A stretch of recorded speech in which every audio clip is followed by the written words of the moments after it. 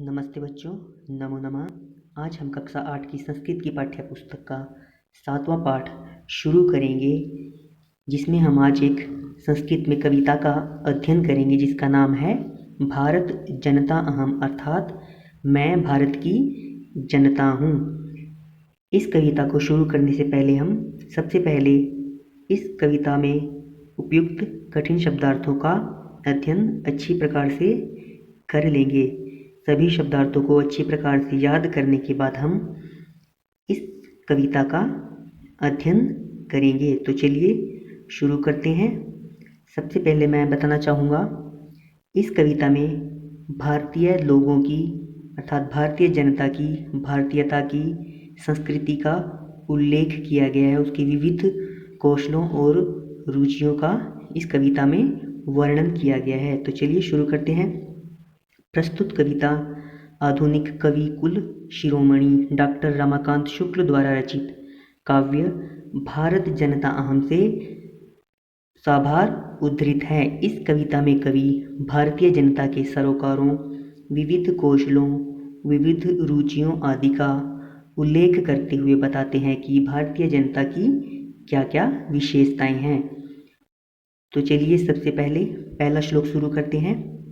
अभिमान धना विनयोपेता शालीना भारत जनता अहम, कुलिशादपि कठिना कुसुमादपि सुकुमारा भारत जनता अहम। अभिमान धना अर्थात मैं स्वाभिमानी रूप से धन वाली, विनय उपेता अर्थात विनम्रता से परिपूर्ण, अच्छे स्वभाव वाली, शालीन मतलब अच्छे स्वभाव वाली भारत की जनता हूँ।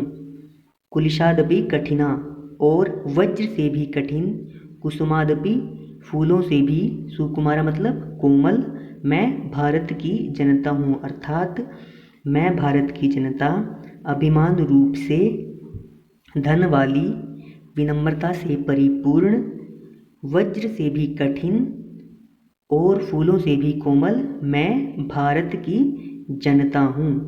दूसरा श्लोक देखेंगे। निवसामि समस्ते संसारे मन्ये च कुटुम्बं वसुन्धरां प्रेयः श्रेयः च चिनोम्यभ्यां सुविवेका भारत जनता अहम। निवसामि समस्ते संसारे अर्थात मैं समस्त संसार में, पूरे विश्व में निवास करने वाली और पृथ्वी को एक परिवार मानने वाली, प्रिय अर्थात अच्छा लगने वाला और श्रेय मतलब कल्याण प्रदान करने वाले, दोनों बातों को चुनने वाली, अच्छी बुद्धि वाली, सुविवेक मतलब अच्छी बुद्धि वाली, सोच समझकर निर्णय लेने वाली भारत की जनता हूँ। अर्थात इस श्लोक का अर्थ है निवसामि समस्ते संसारे, पूरे संसार में निवास करने वाली और पृथ्वी को एक परिवार मानने वाली, सुविवेक अच्छी बुद्धि वाली, प्रिय और कल्याणप्रद दोनों बातों को अर्थात दोनों को ग्रहण करने वाली, चुनने वाली मैं भारत की जनता हूँ। तीसरे श्लोक देखेंगे। विज्ञान धना अहम ज्ञान धना साहित्य कला संगीत परा, अध्यात्म सुधा तटिनी सनानहि परिपूर्ता भारत जनता अहम। इसका अर्थ है मैं विज्ञान धना अहम, मैं विज्ञान रूपी धन से परिपूर्ण अर्थात संपन्न, साहित्य और संगीत कला से परिपूर्ण, अध्यात्म सुधा तटिनी अर्थात अध्यात्म रूपी नदी में स्नान से परिपूता मतलब पवित्र भारत की जनता हूँ। अर्थात इस श्लोक का अर्थ है मैं विज्ञान रूपी धन से परिपूर्ण, साहित्य और कला से भी संपन्न, अध्यात्म रूपी नदी में स्नान से पवित्र हुई भारत की जनता हूँ। चौथा श्लोक देखेंगे इसका। मम गीतै मुग्धं समं जगत, मम नृत्यै मुग्ध समं जगत, मम काव्यै मुग्धं समं जगत रस भरिता भारत जनता अहम। अर्थात इस श्लोक का अर्थ है, मेरे मधुर गीतों से पूरा संसार मुग्ध है अर्थात मोहित है, मेरे नृत्य से भी पूरा संसार संपूर्ण विश्व मुग्ध है, मेरे काव्य अर्थात मेरी कविताओं से काव्य ग्रंथों से भी पूरा विश्व मोहित है। रस भरिता भारत जनता अहम अर्थात आनंद से परिपूर्ण मैं भारत की जनता हूँ, क्योंकि मेरे गीतों नृत्य और काव्यों से भी पूरा संसार आनंदित है। मैं वह भारत की जनता हूँ। 5वां श्लोक देखेंगे।